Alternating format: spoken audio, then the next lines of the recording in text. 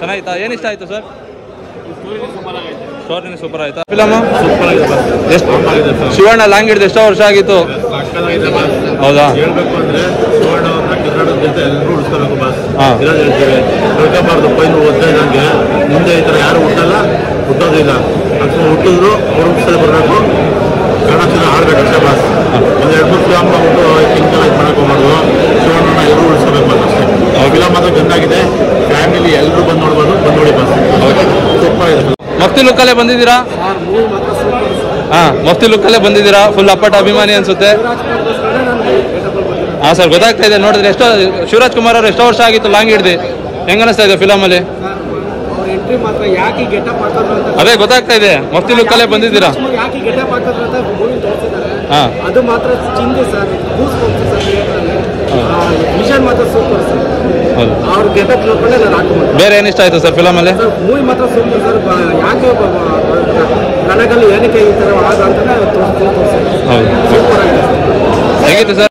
ಇಷ್ಟ ಆಯ್ತು. Super movie, ತುಂಬ ಚೆನ್ನಾಗಿದೆ. ಇಂಟರ್ವಲ್ ಸೀನ್ ಅಂತ ತುಂಬ ಚೆನ್ನಾಗಿದೆ. Shivanna super super super. ನೋಡ್ಬೋದು. ಹೆಂಗಿತ್ತಣ್ಣ? ಚೆನ್ನಾಗಿದೆ ಸರ್, ಸೂಪರ್ ಆಯಿತು. ಏನಿಷ್ಟ ಆಯ್ತು? ಅಣ್ಣ ನೋಡಿ ಲಾಂಗ್ ಹಿಡಿದು ತುಂಬಾ ದಿವಸ ಆಗಿತ್ತು, ಇವತ್ತು ಲಾಂಗ್ ಹಿಡಿದ್ರೆ ಸೂಪರ್ ಫಿಲಮ್.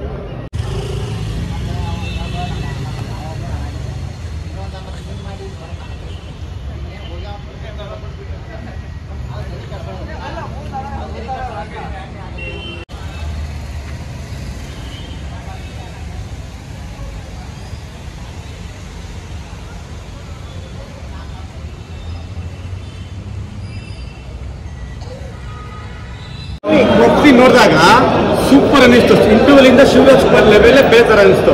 ಈ ಪ್ರೀಕ್ವೆಲ್ ತೆಗೆಯುವಾಗ ಏನಿರ್ಬೋದು, ಏನು ಕನೆಕ್ಟ್ ಮಾಡಿರ್ಬೋದು, ಒಂದೊಂದು ಎಷ್ಟು ಚೆನ್ನಾಗಿ ಮಾಡೋದಂದ್ರೆ ಸ್ಟಾರ್ಟಿಂಗ್ ಒಂದು 20-25 ನಿಮಿಷ ಸುಮ್ಮನೆ ಸಮುದ್ರ ಹೆಂಗ್ ಶಾಂತವಾಗಿರುತ್ತೋ ಹಂಗಿರುತ್ತೆ. ಇಂಟರ್ವಲ್ ಬಂದಾಗ ಸುನಾಮಿ ಬರುತ್ತೆ ನೋಡಿ.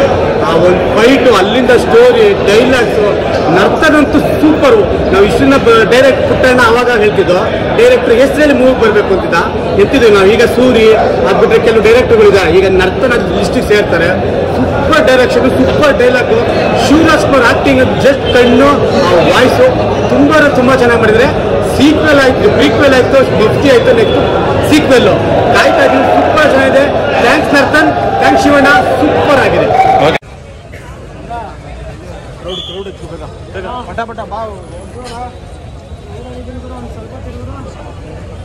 ತೆಗಿಬೇಕು ಅನ್ನೋದು ದಯವಿಟ್ಟು ನೋಡ್ಕೊಂಡು ಆಮೇಲೆ ದುಡ್ಡು ಬಂಡವಾಳ ಹಾಕಿ.